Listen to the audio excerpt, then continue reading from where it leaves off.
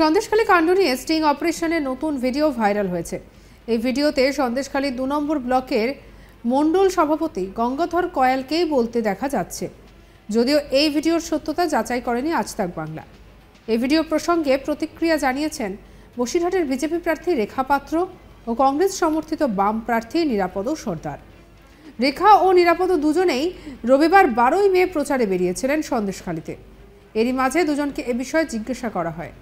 বসিরহাটের বিজেপি প্রার্থী তথা সন্দেশখালী আন্দোলনের প্রতিবাদী মুখ রেখা পাত্র জানান, তিনি প্রথম থেকে বলেছেন যেটা পুরোপুরি তৃণমূলের চক্রান্ত, তার উপর আক্রমণ করেছিল, সফল হতে পারেনি। এখন সন্দেশখালীর মা বোনেদের ওপরে নানা রকম ভাবে এটা করছে। কি বলছেন রেখা পাত্র শোনাবো।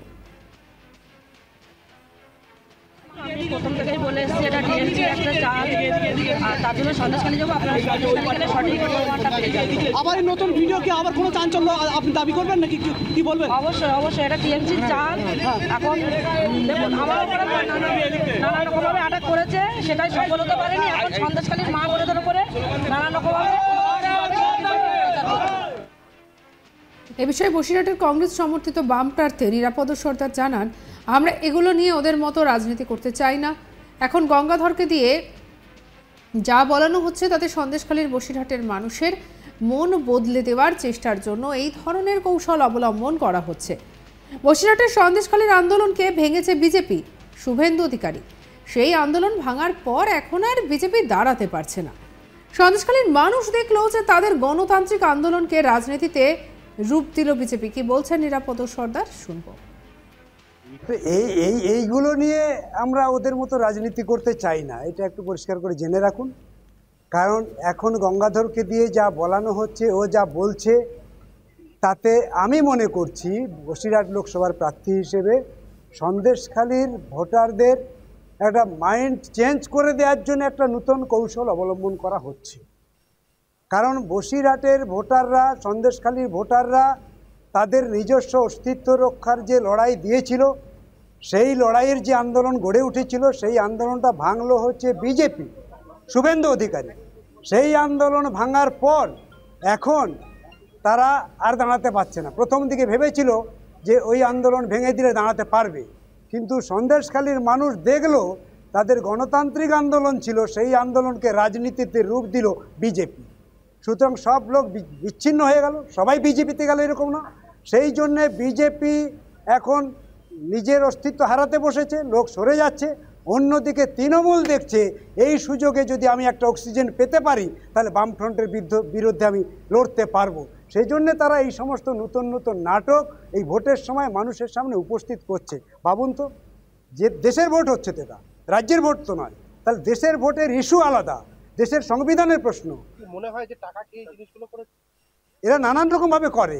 তৃণমূল বিজেপিকে আপনারাও চেনেন, আমিও চিনি খুব ভালো করে, কারণ এরা কেনা বেচাতে সবচেয়ে বড় ওস্তাদ হচ্ছে আমাদের দেশে বিজেপি, তৃণমূল। তারা কেনা বেচা করে কি না করতে পারে এই সময় দাঁড়িয়ে তাই করছে। সন্দেশখালী মানুষকে ওরা কী ভেবেছে, সন্দেশখালী ভোটারদের করে কী ভাবে, পুতুল, যা খুশি তাই করছে ওরা। এখন এই নতুন করে নাটক উপস্থিত করছে, আমি তার তীব্র প্রতিবাদ করছি। অন্যায় এগুলো। আপনার কি মনে হয় ওখানে কি কোনো নারী নির্যাতন হয়নি? নারী নির্যাতন তো অন্য প্রেক্ষিতে হয়েছে। আমি 11 সাল থেকে বলা শুরু করেছিলাম, 100 দিনের কাজের টাকাতে নারীরা পায়নি, সেই টাকা যখন চাইতে গেছে তখন তাদের উপরে মারধর করা হয়েছে। বিধানসভাতে একাধিকবার বলেছি, একাধিকবার আমার কথা শোনেনি। এখন মমতা ব্যানার্জি বুঝছে যে ও কথাটা শুনলে বোধহয় ভালো হতো না। এই যে ওখানে গিয়ে পুলি পিঠে রাতের বেলা বানাতে হতো, তাদের উপরে অত্যাচার করেছে, এরকম বলতে নেই রেপ পর্যন্ত হয়েছে, এই ঘটনাটা কি আপনি কি সহমত? না, আপনারা দেখবেন যে আমার বক্তব্য একেবারে নিট অ্যান্ড ক্লিন। আমি যা বলেছি তার এদিক ওদিক এখনো পর্যন্ত হচ্ছে না, সেইগুলোই ঘটছে।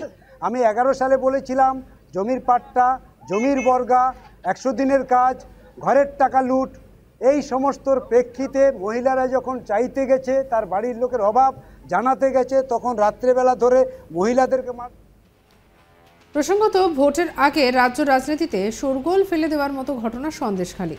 4 মে সন্দেশখালী কাণ্ড নিয়ে স্টিং অপারেশনের প্রথম ভিডিও ভাইরাল হয়েছিল। এবার এলো স্টিং অপারেশনের দ্বিতীয় ভিডিও। এই ভিডিওতেও প্রশ্নকর্তার সঙ্গে কথা বলতে দেখা যাচ্ছে সন্দেশখালীর 2 নম্বর ব্লকের মণ্ডল সভাপতি সেই গঙ্গাধর কয়ালকে। যদিও স্টিং অপারেশনের ভিডিওটির সত্যতা যাচাই করেনি আজ তাক বাংলা। এই ভিডিওয় সন্দেশখালীর আন্দোলন নিয়ে বিস্ফোরক দাবি করেছেন গঙ্গাধর কয়াল। মোট 46 মিনিট 7 সেকেন্ডের ভিডিওতে গঙ্গাধর কয়ালকে প্রশ্নকর্তা বলছেন, আপনার কোরাকাটি আর মণিপুরের জন্য অস্ত্র লাগবে, আর এই ভিডিওটি ভাইরাল হয়েছে। এদিকে কি বলেছেন গঙ্গাধর কয়াল শোনাবো। ফায়ারিং যদি হয় ফুল কালেকশন করে ডিস্ট্রয় করবে, ঠিক ফুল যেন কারোর হাতে না পড়ে, ঠিক আছে? এটা একদম মাথায় রাখবেন। তাহলে এখানে আপনার 30টা পিস্তল, এখানে 20টা পিস্তল হলে আপনার এরিয়া কমপ্লিট হয়ে গেল। আর আপনার মোটামুটি 1 লাখ টাকা ফান্ড হলে আপনি এখন চালিয়ে নিতে পারবেন। আর মদ মোটামুটি আপনার পার বুথে যদি 5,000 টাকা মদ দেওয়া হয়, আপনার মহিলা পুরুষ মিটে যাবে। মহিলাদের আর কোনো ডিমান্ড বলতে আমাদের এই 5টা বুথে যারা আন্দোলনকারী আছে এগুলো একটু ডিমান্ড আছে, ওই যেটা আর্থিক দিকটা দেখলে মানে ওটা হচ্ছে আন্দোলনকারীদের আগে যে আন্দোলন করার জন্য যে টাকা পয়সা দেওয়া হচ্ছিল সেটা এখন বন্ধ হয়েছে, ওটাকে আবার একটু রানিং মাঝে মাঝে ওদেরকে একটা স্টেপ দেওয়া, সেটা ব্যবস্থা হয়ে যাচ্ছে।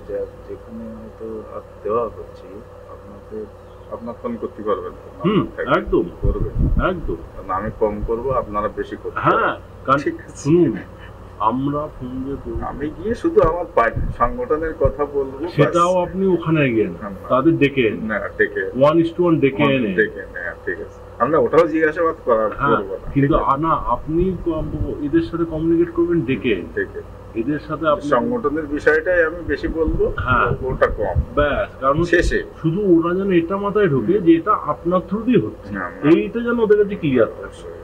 কারণ নাহলে তো ভাববে যে কে না কে দিয়ে গেল, আমার সংগঠনের কোনো এর মধ্যে বেরিয়ে নেই, এটা ভাবলে তো হবে না। একটু হেল্প দেওয়া যে আর পাওয়া গেল কিনা, একদম ঠিক আছে।